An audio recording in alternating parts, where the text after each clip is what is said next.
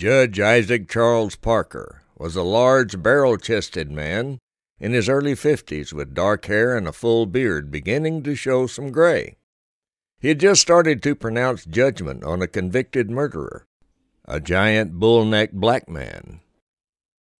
The man you murdered was your friend, in an unsuspecting hour, when he no doubt was treating you as a trusted companion. You set upon him unperceived, and with the fateful knife you brutally murdered your victim. The sword of human justice trembles over you and is about to fall upon your guilty head. He paused as the man in front of him dropped his head and then continued. In a few weeks, it will be springtime. The snow of winter will flee away, the ice will vanish, the air will become soft and balmy, the grass will be green, the flowers will be in bloom, and all will be right with the world. But you shall not see it, sir, for you shall be hung by the neck until you are dead, dead, dead.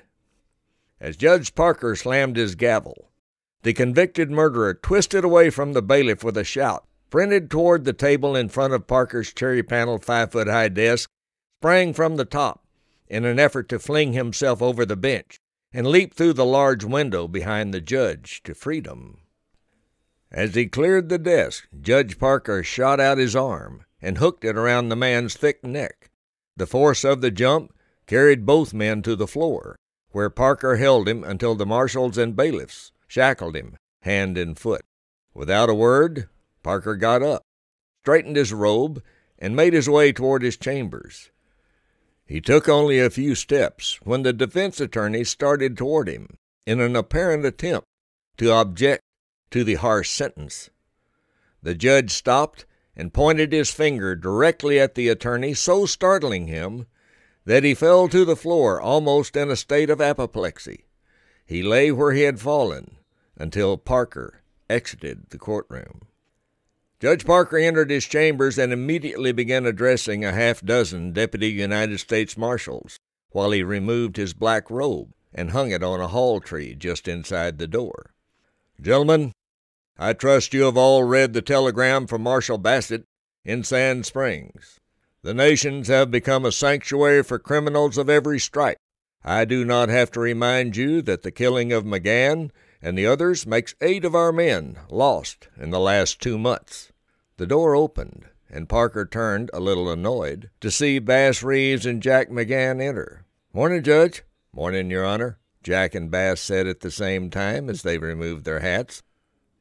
"Bass, Jack, sorry about your brother, Jack. Be with you in a minute." Bass and Jack nodded as Parker resumed his talk.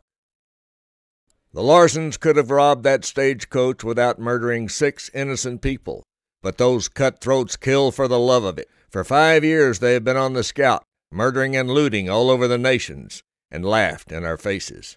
And I damn well do not intend letting them get away with it any longer." Suddenly there was the sound of 5 traps being simultaneously sprung from outside. Parker paused, and everyone glanced toward the window. The judge had the gallows built where he could witness the executions from his chambers.